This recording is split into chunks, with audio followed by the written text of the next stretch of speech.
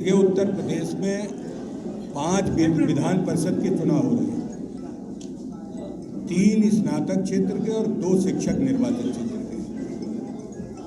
कानपुर में स्नातक निर्वाचन क्षेत्र से समाजवादी पार्टी के उम्मीदवार डॉक्टर कमलेश यादव हैं और शिक्षक निर्वाचन क्षेत्र से श्रीमती प्रियंका जी हैं।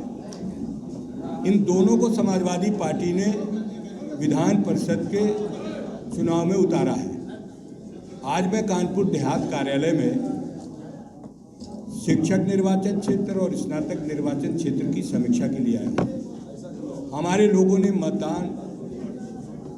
जो मतदाता हैं उनसे लगातार संपर्क किया है और सभी जगहों से ये आवाज़ आ रही है कि समाजवादी पार्टी के नेता माननीय अखिलेश यादव जी ने शिक्षित बेरोजगारों के लिए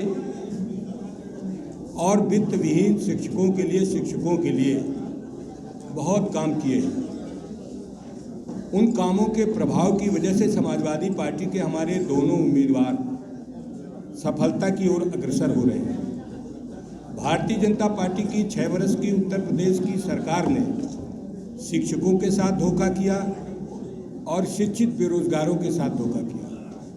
कहा था कि हम सभी बेरोजगारों को रोजगार देंगे और यहाँ ग्रेजुएट, पोस्ट ग्रेजुएट, बड़ी ऊंचाई की डिग्री लिए हुए लोग बेरोजगारी के शिकार हो गए, दर दर की ठोकरें खा रहे हैं। लेकिन बीजेपी का ध्यान बेरोजगारों को रोजगार देने में नहीं है, रोज कोई न कोई ऐसा मुद्दा छेड़ना जिसका जनता के जीवन से कोई मतलब नहीं। इन्हीं बातों से लेकर शिक्षित बेरोजगार और शिक्षक बीजेपी से निराश हो चुके हैं। उन्हें आशा है अखिलेश यादव जी समाजवादी पार्टी के राष्ट्रीय अध्यक्ष जी की नीतियों से, उनकी उपलब्धियों से, उनके कार्यक्रमों से कि अखिलेश यादव जी ही ने हम सबके लिए अपने 5 वर्ष के कार्यकाल में बहुत करके दिखाया था। वित्त विहीन शिक्षकों को मानदेय अखिलेश यादव जी ने दिया, रोजगार के नए सृजन किए और शिक्षा मित्रों को भी शिक्षकों का दर्जा देने का काम किया। पुरानी पेंशन की बहाली के लिए भी अखिलेश यादव जी ने 2022 में अपने एजेंडे में रखा। यद्यपि बीजेपी ने भी कहा था कि हम किसानों को फ्री बिजली देंगे, लेकिन अभी तक किसानों को बिजली मुफ्त नहीं मिल रही है।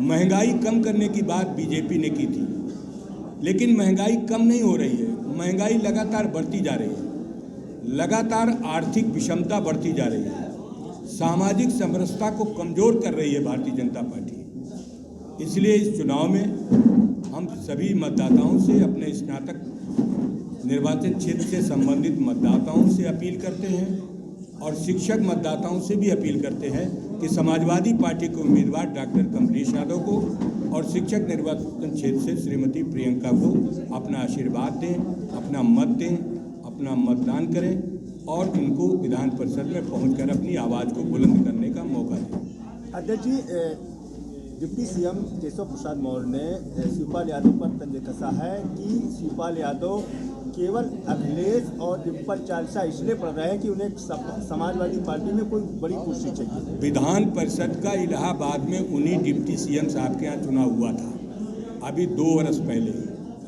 इलाहाबाद झांसी स्नातक क्षेत्र में उन्हीं डिप्टी सीएम साहब के यहाँ समाजवादी पार्टी के उम्मीदवार डॉक्टर मान सिंह जीते हैं और वही डिप्टी सीएम साहब सिराथू में साइकिल से बहुत पीछे हो गए।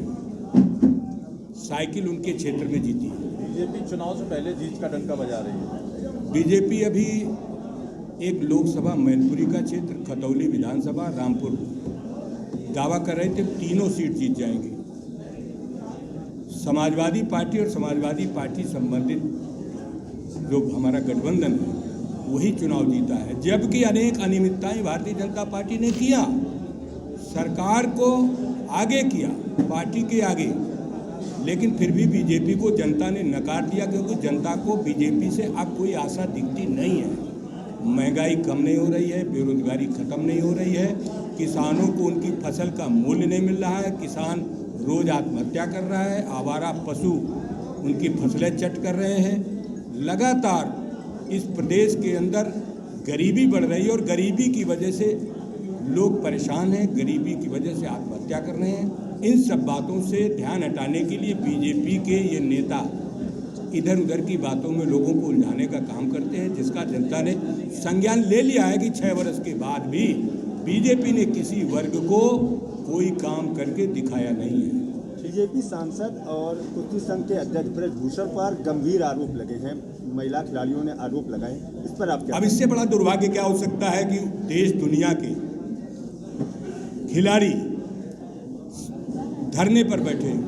समाजवादी पार्टी की मांग है कि ऐसे लोगों पर कार्रवाई होनी चाहिए।